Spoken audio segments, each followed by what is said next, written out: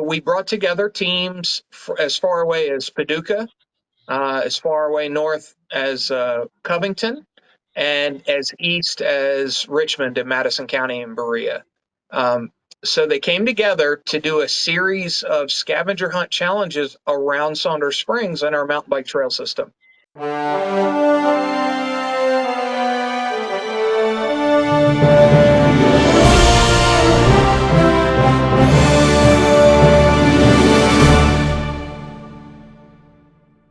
Hello, everyone, and welcome to the Jack and Terry Show. Our special guest today is Vince Carman. He is the chairman of Radcliff Forestry and Conservation Board, and he's also chairman at Kentucky Bicycle and Bikeway Commission. Vince, thanks for coming on. Thank you very much. Thanks for having me. And of course, I'm with my co-host, Jack Konecki, the granddaddy of all small businesses in Radcliff. Jack, it's good to see you. Good to see you, Terry. Good to see you again, Vince. Good to see you too again. Now, Jack, we've talked about this before, Saunders Springs, and we've had Vince on before, bringing us up to date on what's going on over there. What are your thoughts before we get started with Vince? Well, just sitting and listening to what is going on over there is absolutely amazing. I want to thank Vince and Adrian Bambini and all of the committee members for giving us a first-class facility there that for the Yeah, citizens to enjoy. This is a great place. It's sure amazing. is. Now, a lot of folks in Radcliff still, that although they live here, have never even heard of Yeah. Saunders Springs, and that's kind of one of the reasons we want to do our little part to talk about that. It's an amazing place, unbelievable nature preserve, and the quality of the place is maintained by Vince and his team, and also some folks out of the Public Works Department at City Hall. So we invited Vince on today to talk about the most recent event that's taken place out there. So Vince, tell us a little bit about that donut track stand challenge. So the Donut Track Stand Challenge was part of a bigger event with the Kentucky Interscholastic Cycling League, which is their adventure ride for the season.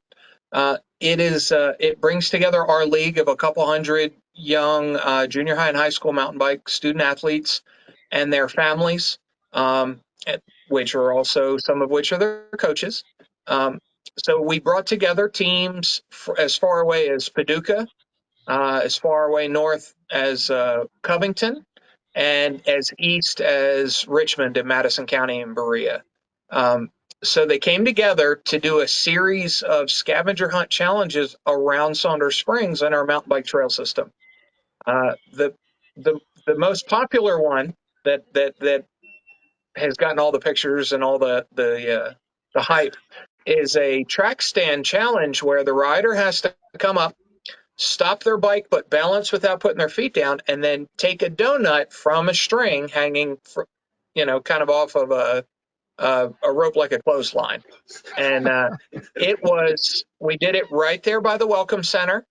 There are some great pictures of not just the kiddos, but there's a great picture of the president of Green Space and the head coach of Hardin County's team, Dave Haynes, doing that challenge, and the level of concentration is off the charts. It's just one of many things that we did. We had a couple hundred kiddos show up for the event, and they had a blast. It was actually the first event that we've had of its kind in the state for the league, and by all accounts, it was a success. Wow. Those are the kind of things that really attract people, especially children, especially kids, and fun-loving adults come out there for that. I know there are a lot of events, and like we were discussing before we started, we could probably spend 3 or 4 hours and we wouldn't cover everything that happens out there and that has happened out there. Well, the one next thing that's coming up, we're not very far away from Christmas. It's already almost October, and a big event that takes place out there, Vince, that you're involved in. Could you describe that Christmas in the Park event, what you anticipate for this year? All right, so we're looking at, and I believe we've picked December 9th as the event date, and then the 10th as a rain date. We're going to have Santa Claus in the cabins. We're going to get some support from the community. We've not had a lack of support to have like chili or soup or hot chocolate. And then we have at least one church choir or church praise team, and we're hoping to get a couple more to sing carols at the cabins at the same time. And Wow. it should be a good time. The times that we've had this event in the past, it's been a big success. Of course, the fire truck is going to bring Santa, so we've got something for the kiddos. We have something for adults. It's been a really good time. We just have it right there at the front of the park, right Mhm. around dusk, and come on out and check it out. A lot of folks don't get to see the park in the dark. That's right. A lot of folks look forward to the Christmas in the Park event. It's kind of the beginning of the holiday season, and everybody loves that. Each year, it seems like it's getting a little bit bigger and a little bit more intricate. And I appreciate all the work that you're doing out there, Vince. It's amazing to see all the things that happen out there. My office is just a couple of blocks away. I see a lot of things happening there. So before we give you the final word, just let me add this. And Jack and I were talking about this before, and Jack mentioned it at the top of the show.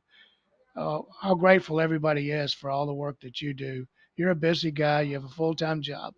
He works over on Fort Knox, Jack. He's a busy guy over there, Yeah. busy with his other, I guess you would say, other leadership roles in the biking business, the biking sport. Plus his commissioner, he's commissioner over at the city hall with the forestry commission. So amazing how much work you do. But we'll leave it at that. Vince, tell us you have the chance for the final word. What do you want people to know about Saunders Springs that may not already know? You've got to get off the beaten path. You can come out and you can drive in on the road, and we have our picnic tables and our welcome center and the gardens and pavilions. But we have 14 miles of trails. We have trails for hikers. We have trails that are easy. We have trails that are challenging for mountain bikers, which is kind of making us popular. And we designed the place from the mountain bike standpoint so that people can use it as a training ground to go on to bigger and better trails, not just in the county, but within 5 or 10 hours from here. So Wow. we've got folks that train for the Appalachian Trail by strapping on a backpack and walking up and down the stairs. We have almost 900 stairs in our old in the Legacy Trail side. Wow. Um, Wow. we we've got a lot that you don't see and a lot that you don't know about. And there's even Right. a video going on this weekend to help capture that tourism is sponsoring. So we're Wow. we're we're trying to spread the word. Right now, it seems like it's word of mouth, and not everybody's heard of it. So thank you Mhm. all for helping us shine a light on it. Oh, absolutely. Our pleasure. Yeah, you're absolutely right. You have to get off the beaten trail to enjoy Saunders Springs. When you ride by there, you just see the cabins and you assume you may not know there's a whole lot of stuff going on behind there. But thanks again, Vince. Appreciate you coming on. Thank you very much.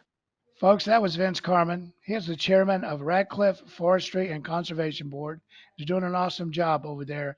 He's also chairman of the Kentucky Bicycle and Bikeway Commission, doing an awesome job there too. So thanks again, Vince. Thank you.